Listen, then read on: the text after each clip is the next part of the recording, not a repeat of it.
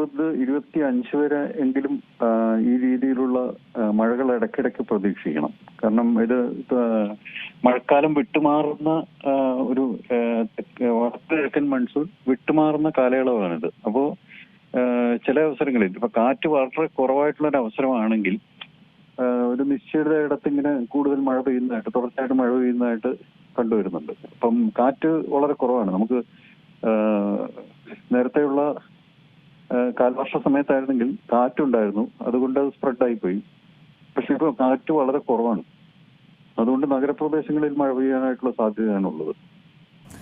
ഏകദേശം ഒരു 22-ാം തീയതി വരെ എങ്കിലും ഈ രീതിയിലുള്ള ഇടയ്ക്കിടയ്ക്കുള്ള മഴകൾ പെയ്യും. നമ്മൾ നേരത്തെ കണ്ടിട്ടുള്ള പോലെ വളരെ ശക്തമായ മഴ നമുക്ക് പ്രതീക്ഷിക്കേണ്ടതില്ല. പക്ഷെ എന്നിരിക്കലും പൊട്ടൻഷ്യലുണ്ട് എന്ന് പറയുന്നത് ഈ കാലയളവിൽ സാധാരണ പെയ്യുന്ന മഴയേക്കാൾ ഏകദേശം 30% മഴ കുറവാണ് ലഭിച്ചിട്ടുള്ളത്.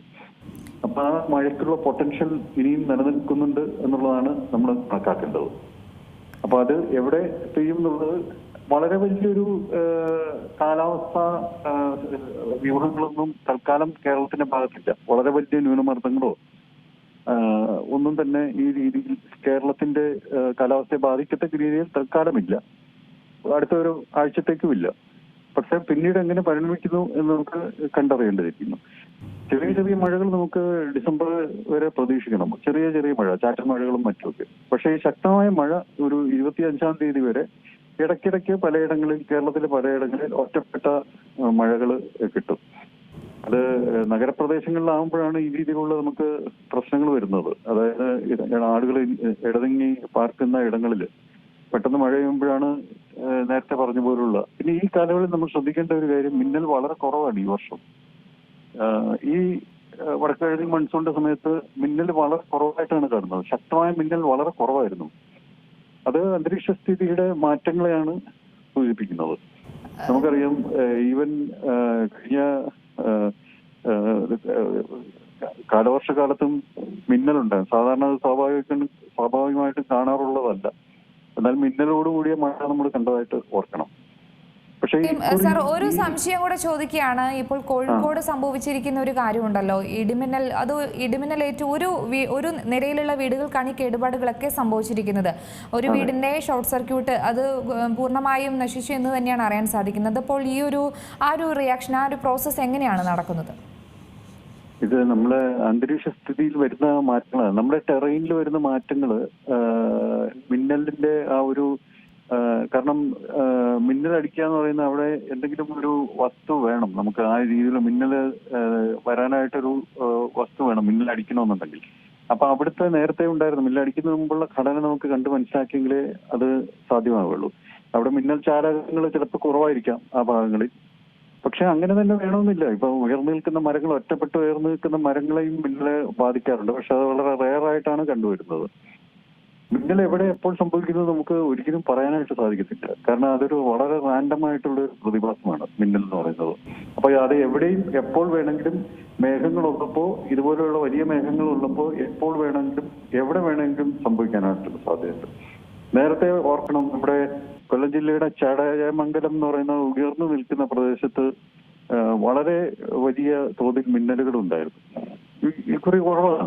അവിടെ വളരെ കുറഞ്ഞ തോതിലാണ് രേഖപ്പെടുത്തിയിട്ടുള്ളത്. അപ്പൊ അന്തരീക്ഷ പ്രതിഭാസങ്ങളിൽ വരുന്ന മാറ്റങ്ങളാണ്. അന്തരീക്ഷം എന്ന് പറയുന്നത് കാലാവസ്ഥ മാത്രമല്ല, അന്തരീക്ഷത്തിൽ മറ്റ് ഘടകങ്ങളുണ്ട്. ഇപ്പൊ അയോണോസ്ഫിയറിലെ മാറ്റങ്ങള് അതൊക്കെ മിന്നലിനെ സ്വാധീനിക്കുന്നുണ്ട്. അല്ലെങ്കിൽ മിന്നൽ എവിടെ ഏൽക്കുന്നു എന്നുള്ളതിനെ സ്വാധീനിക്കുന്നുണ്ട്. അതിലിങ്ങനെ മാറ്റങ്ങൾ വരുന്നുണ്ട്. ഭൗമകാന്തികതയ്ക്കും ഇതുപോലെ അയണോസ്ഫിയറിന്റെ ഘടനയ്ക്കും ഒക്കെ ഇടയ്ക്കിടെ മാറ്റങ്ങൾ വരുന്നുണ്ട്. അതൊന്നും സ്ഥായിയായിട്ട് നിലനിൽക്കുന്നതല്ല.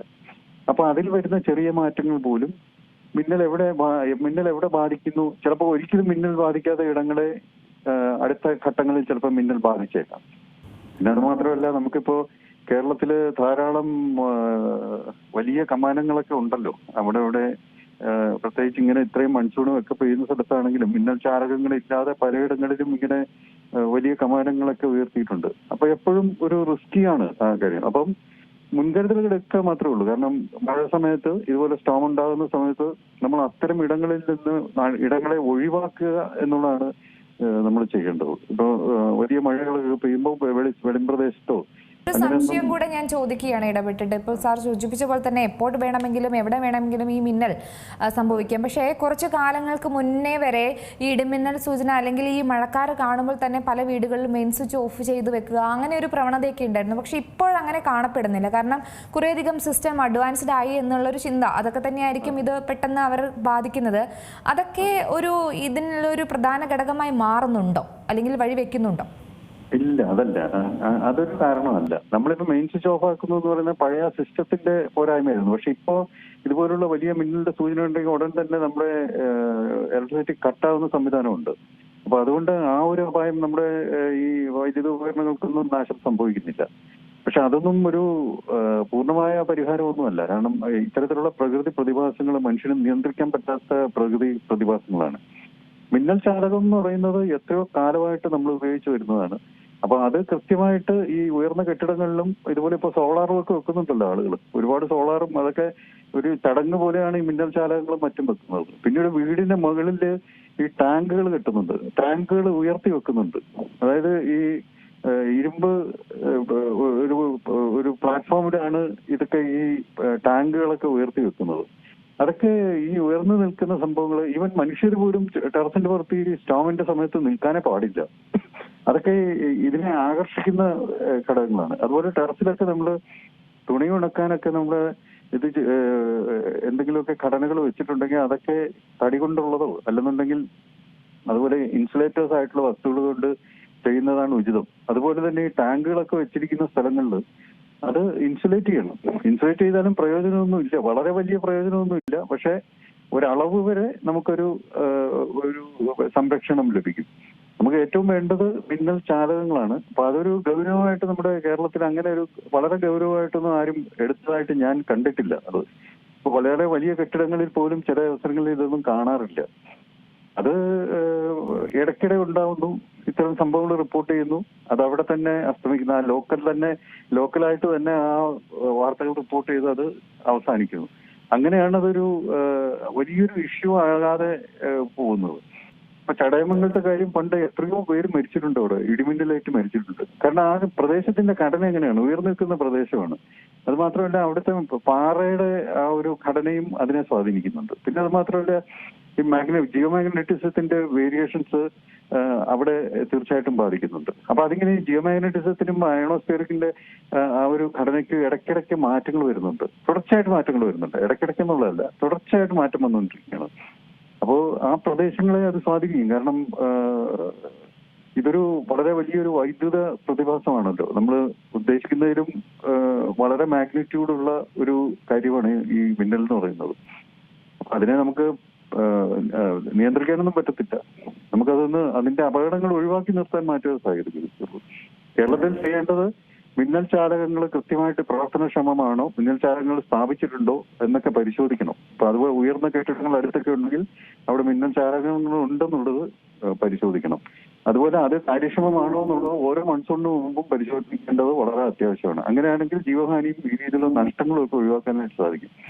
പിന്നെ വളരെ വലുതായിട്ട് ഒറ്റപ്പെട്ട് ഉയർന്നു നിൽക്കുന്ന തെങ്ങോ കവുങ്ങോ അങ്ങനെ സംഗതികളൊക്കെ ഉണ്ടെന്നുണ്ടെങ്കിൽ അതിനെ ഒഴിവാക്കുന്നതായിരിക്കും നല്ലത്. കാരണം അത് ഈ കഴിഞ്ഞ വർഷത്തെ മൺസൂണിൽ തന്നെ ഞാൻ താമസിക്കുന്ന പരിസരത്തിന് തൊട്ട് മുമ്പിൽ ഇതുപോലൊരു വലിയ തെങ്ങ്, ഒറ്റപ്പെട്ട് നിൽക്കുന്ന വലിയ തെങ്ങും പൂർണ്ണമായിട്ടും കത്തിപ്പോയി, നിന്ന് കത്തുകയായിരുന്നു. പച്ച തെങ്ങ് നിന്ന് കത്തുകയായിരുന്നു. അപ്പൊ അത്തരത്തില് മിന്നലിന് അങ്ങനെ ഇൻസുലേറ്ററോ അല്ലെങ്കിൽ മെറ്റൽ സാധനമോ വേണമെന്നൊന്നുമില്ല. അതെവിടെയും എപ്പോൾ വേണമെങ്കിലും, കാരണം അത് കണ്ടക്ട് ചെയ്യുമല്ലോ, അതിൽ വെള്ളമുണ്ട്, അത് കണ്ടക്ട് ചെയ്യും. എവിടെ വേണമെങ്കിലും അതിന് സംഭവിക്കാനായിട്ട് സാധിക്കും. നമ്മൾ ഇത്തരം സ്റ്റോം ഉണ്ടാകുന്ന വേളകളിൽ ഇത്തരത്തിലുള്ള സാധ്യതയുള്ള കലുഷമായ അന്തരീക്ഷമുള്ള അവസ്ഥകളിൽ നമ്മുടെ വീടിനുള്ളിൽ കഴിയുകയോ ഓഫീസിനുള്ളിൽ കഴിയുകയോ പുറത്തധികം ഇറങ്ങാതിരിക്കുകയോ ചെയ്യുന്നതാണ് ഉചിതമാകുക. ഏറ്റവും പുതിയ വാർത്തകളും വിശേഷങ്ങളും വിരൽത്തുമ്പിലറിയാൻ സീ മലയാളം ന്യൂസ് എല്ലാ ഡിജിറ്റൽ പ്ലാറ്റ്ഫോമുകളിലും ലഭ്യം.